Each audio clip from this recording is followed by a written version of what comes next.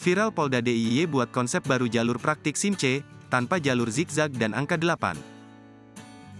Pihak Polda Daerah Istimewa Yogyakarta, DIY, mengajukan konsep baru uji praktik surat izin mengemudi, SIM C untuk kendaraan sepeda motor ke Markas Besar, Mabes Polri. Ide dari Kepolisian Resor Polres Bantul itu dibuat dengan menghapus praktik mengendarai sepeda motor melalui jalur zigzag dan angka 8.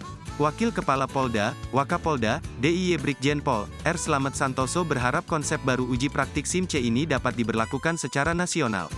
Ia menerangkan, di dalam konsep baru uji pembuatan SIM C ini hanya mengubah pada sisi uji praktik, sedangkan uji teori tetap sama seperti sebelumnya.